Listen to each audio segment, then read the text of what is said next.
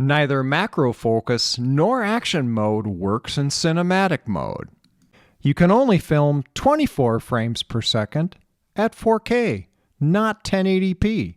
If you're filming at 4K 60 frames per second, the camera won't shift to macro mode. Night mode only works for time-lapse videos, and you can't record 4K nor high dynamic range in time-lapses.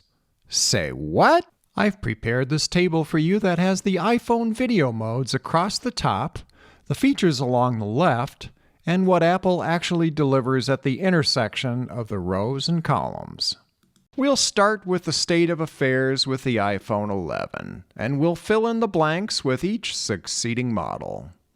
The biggest video feature added with the iPhone 12 was HDR, or High Dynamic Range Dolby Vision.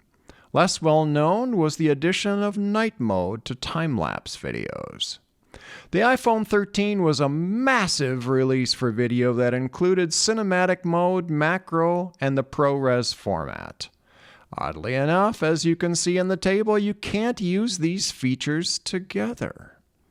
The iPhone 14 was a modest video release that included action mode and support for 4K and cinematic mode, though once again, you could not use these features together. Since the iPhone 13, we have 4 video modes to shoot in: regular video, cinematic, slow-mo, and time-lapse. If you are unlucky enough to own an iPhone 12 or earlier model, you have only 3 modes because you do not have cinematic. You'll notice that regular and cinematic are noticeably brighter on the screen. That's because they support HDR, which we'll talk about later. When Apple announces a new feature, they don't point out which modes or features it doesn't work with. So let's look at the table row by row to see what works where. The first feature we'll look at is resolution, because everyone seems to care about how many pixels they have. Regular video can capture 4K, HD, or 720p.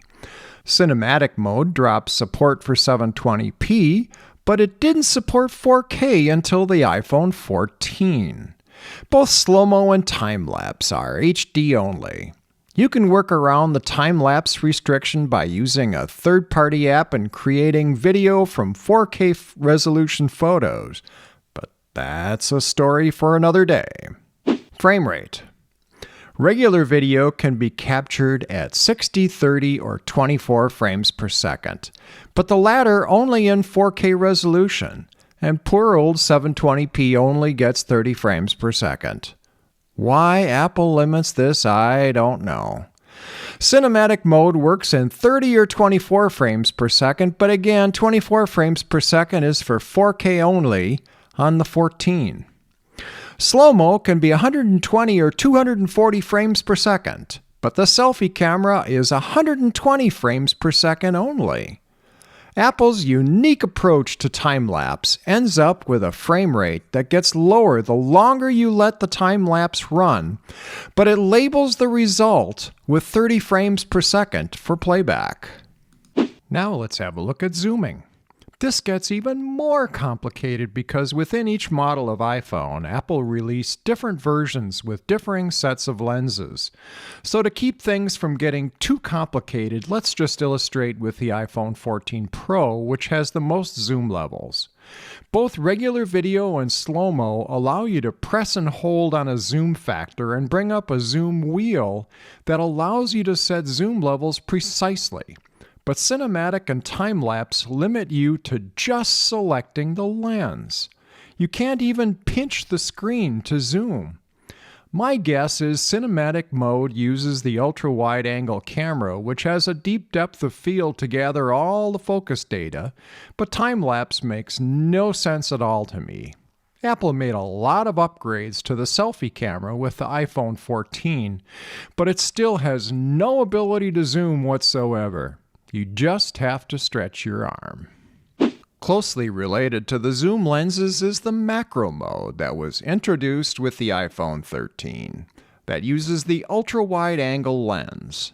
In regular video mode, the software can automatically switch lenses to the ultra-wide when you get too close to your subject. except in 4K 60 frames per second, or 2.8K 60 frames per second if you're in action mode, which for some unknown reason requires a manual lens selection. Slow-mo and time-lapse support macro mode, but you have to manually select the ultra-wide lens yourself. Cinematic mode does not support macro photography whatsoever. It doesn't even show the ultra-wide lens as a manual option. The ability to over or underexpose the scene has been around for eons. Oddly enough, regular and slow-mo only support the traditional slider, which requires that you also lock focus. But cinematic and time-lapse have a special control that allows you to precisely and repeatedly set the exposure level without impacting focus at all. Night mode is a great tool for taking low-light photographs since it was announced with the iPhone 11. But did you know it can also be used in time-lapse videos? I didn't know it until I did the research for this video. But if you set your iPhone 12 or later on a tripod and start a time-lapse, it will use extended frame times in low light. The results are pretty impressive in my opinion. Action mode stabilization was unveiled with the iPhone 14 and is only supported on that model and only on the back cameras, so no action mode selfies.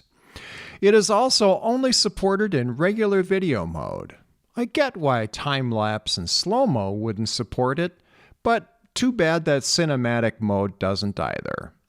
It does support high dynamic range video capture, which we'll cover in detail next. Next is my love-hate relationship with high dynamic range, abbreviated HDR.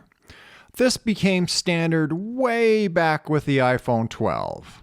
It's nice that it's supported in regular and cinematic video modes, but it really irks me that for no apparent reason Apple has chosen to not support it in time-lapse mode nor slow-mo. I love taking time-lapse videos of sunrises and sunsets in wilderness areas, and they would definitely benefit from the 10-bit color.